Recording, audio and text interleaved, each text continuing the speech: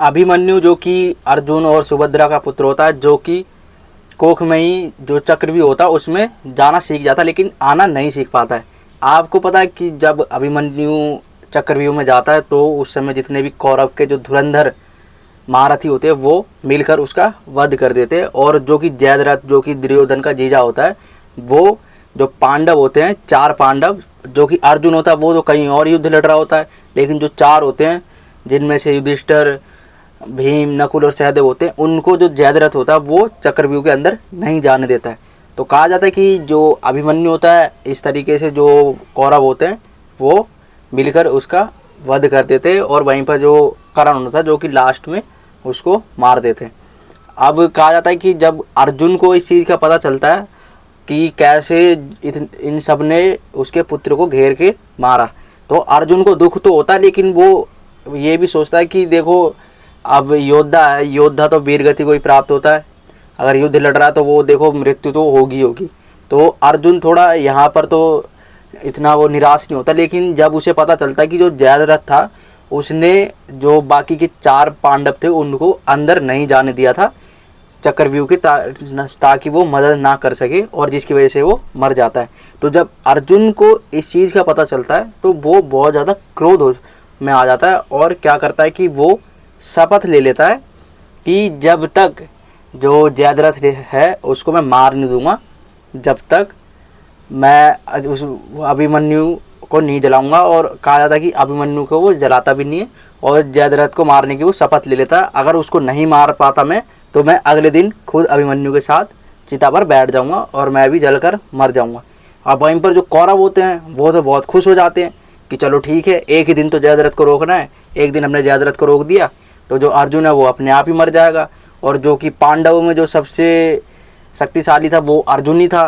क्यों? क्योंकि अर्जुन ही कौरवों को सबसे ज़्यादा दुखी कर रखा था, उसने ही उसकी नाक में दम कर रखा था कौरवों की। अब उनको जैसे इस चीज़ का पता चलता है तो वो बहुत खुश होते हैं कि अर्जुन अगर मर गया तो पूरा युद्ध ही समाप्त हो जाएगा, हम वैसे ही जीत जाएंगे।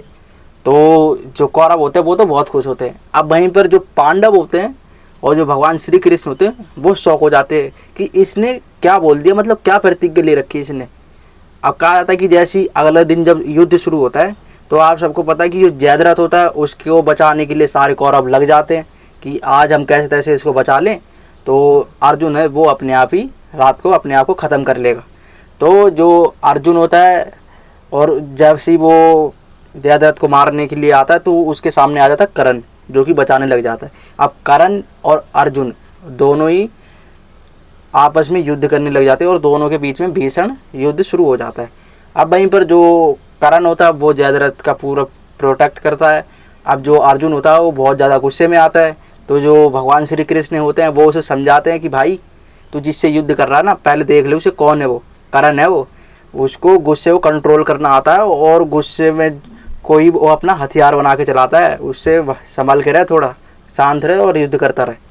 तो अब कहा जाता है जैसी शाम होती है, कहा जाता है कि अब अर्जुन तो परेशान होने लग जाता है और जो पांडव थे वो भी परेशान होने लग जाते हैं। अब वो जो होते हैं जितने भी पांडव होते हैं वो भगवान श्री कृष्ण की ओर देखते हैं। तो कहा जाता है कि भगवान श्री कृष्ण यहाँ पर छल कर देते हैं। क्या करते हैं, वो सूरज को बादलों से ढक देते हैं। अब जैसे ही कहा जाता है कि वो बादलों से सूरज ढकते हैं, सबको लगता है कि सूर्यास्त हो गया, अब हटाओ, अब तो जयद्रथ सुरक्षित है, अब तो अर्जुन का अंत हो जाएगा, अपने आप को ये खुद ही मार लेगा। तो कहा जाता है कि जो अर्जुन होता है अब उसे लगता है कि मैंने तो जयद्रथ का वध नहीं कर पाया, आज पूरा दिन बीत गया, अब मैं अपने आप को खुद मार लूँगा, क्योंकि उसने प्रतिज्ञा ले रखी थी। अब वहीं पर कहा जाता है कि जो अर्जुन होता है वो अपना जो धनुष होता है गांडीव वो रख देता है। तो जो श्री कृष्ण होते हैं वो कहते हैं कि पार्थ कम से कम धनुष तो ले लो, अगर तुम मर नहीं जा रहे हो तो धनुष लेकर ही मरना। अब जो अर्जुन होते हैं वो कहते हैं हाँ ये बात भी सही है। अब जैसे ही कहा जाता है कि अर्जुन धनुष लेकर उतरता है, गांडीव को लेकर उतरता है, अब उनकी तो देखो भगवान श्री कृष्ण से ही जितने भी पांडव थे उनकी तो भगवान श्री कृष्ण से ही आस थी कि ये ही अब कुछ कर सकते हैं, चमत्कार करेंगे तभी कुछ ना कुछ होगा, और वो करते हैं, बादलों को देते हैं। अब जैसे ही वो रथ से उतरते हैं दोनों, तो जो कौरव होते हैं वो जयद्रथ को आगे कर देते हैं। अब देखो कौरवों की यही मूर्खता होती है जो कि इंसान को डुबा देती है। कहा जाता है ना कि विनाश काले विपरीत बुद्धि। अब जैसे इतने समय तक उसने छुपा के रखा, थोड़े समय तक और सही उसको बाद में ही साथ में ही चले जाते सारे के सारे। उसको क्या जरूरत है कि तुम बाहर ही निकाल दो उसको, जयद्रथ को। अब वो क्या करते हैं, जयद्रथ को निकाल देते हैं। अब जैसे ही जयद्रथ बाहर आता है, भगवान श्री कृष्ण क्या करते हैं, बादलों से कहते हैं कि तुम अब साइड हो जाओ, और बादल साइड हो जाते हैं और सूरज फिर से उग जाता है। अब जो जितने भी कौरव और पांडव होते हैं वो शौक हो जाते हैं। अब जैसी वो सूरज निकलता है तो श्री कृष्ण कहते हैं, पार्थ उठाओ गांडीव और बोरा तुम्हारा निशाना, मार दो जयद्रथ को और पूरी करो अपनी प्रतिज्ञा। अब ये सब जैसे ही सुनते हैं अर्जुन, और श्री कृष्ण कहते हैं पार्थ जल्दी। वैसे ही अर्जुन कहा जाता है कि जैसे ही जयद्रथ बाहर आता है उसका वो वध कर देते हैं और वो अपनी प्रतिज्ञा पूरी कर लेते हैं।